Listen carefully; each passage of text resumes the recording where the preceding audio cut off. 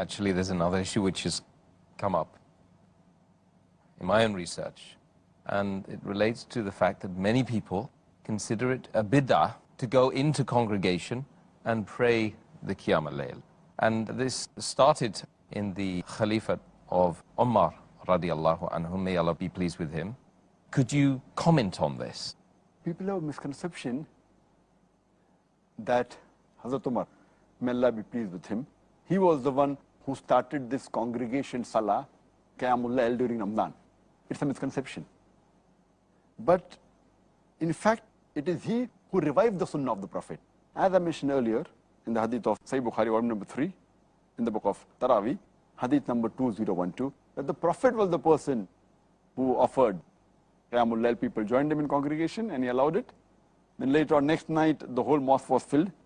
And third night, it was overflowing. And fourth night, didn't come out purposely. From this hadith, we come to know that it was the Prophet who started this. And Sunnah of the Prophet.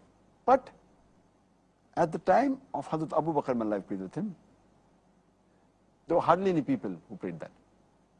Even in the starting of the caliphate of Hazrat Umar, it was the same thing, may Allah be pleased with him. It's further mentioned in the hadith of Sahih Bukhari, volume number 3, in the book of Taraweeh, hadith number 2010. The Sahaba says that he was walking along with Hazrat Umar, one of the mosques, may Allah be pleased with him, and he finds that people were praying individually. And some people were praying in a small group. So Hazrat Umar, may Allah be pleased with him, he gathered all the people and he said, let's make one Jama'ah. And he appointed Ubay ibn Ka'b, may Allah be pleased with him, to lead the Salah. And everyone prayed behind him. And later on, when he comes back after a few nights, he finds that people are praying in one congregation. And then he comments, it is preferable to pray when the people are sleeping than what they are praying now. Because, they prayed immediately after Isha Salah, as I mentioned earlier.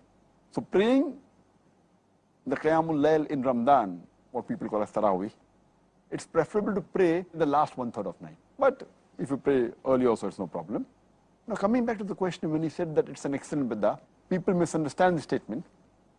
And they say, oh, that means the bid'ah can be good. Bid'ah is normally, in the Sharia, means an innovation in the religion. But here, Hazrat Umar, may Allah be pleased with him, he never used it as a bid'ah in the religion. There's nothing like bid'ah which is good. Because it's mentioned in the hadith of Sahih Muslim, volume number 1, hadith number 1885, that all innovations in the religion are wrong and they lead to error. And other hadith says that all innovations lead to hellfire. So all innovations are wrong. Now based on this hadith, when Umar, may Allah be pleased with him, said that it's an excellent bid'ah, so people normally say that bid'ah can be good and can be bad, good bid'ah is allowed. So what he really meant here was bid'ah in the linguistic term, not bid'ah in the religion. Because in linguistic term, bid'ah means something which is new. So at that time, people did not pray in one congregation. So he reminded them of the Sunnah of the Prophet ﷺ. So it was going back to the Sunnah of the Prophet, but for that time it was bid'ah linguistically, it was something new. So it doesn't mean that Hazrat Umar, may Allah be pleased with him, he innovated something in the religion. He took the people back to the Sunnah of the Prophet. For example, if I go to a city where people are wearing the trousers below the ankle, and if I say that, wearing above the ankle is the Sunnah of the Prophet. But it's a bid'ah for that time, because people, it's new for them. They don't know about it. So it's bid'ah for that time, but it's going back to the Sunnah of the Prophet, wearing the trousers above the ankle. So people misunderstand the statement of Umar, may Allah be pleased with him, talking about new for that time and for that place and for the people. But actually, it's going back to the Prophet. So it is not what Hazrat Umar, may Allah be pleased with him, he innovated it. He told the people that this is what the Prophet did. And there are several such examples. Many Muslims, temporary marriage done by some groups of Muslims. The Prophet had prohibited that. Hazrat Umar, may Allah be pleased with him, he knew about it. So during the 7th Hijri of the book, he said it is wrong. So people think he imposed it. But he knew the Prophet said it was haram, the temporary marriage. It's called as muta.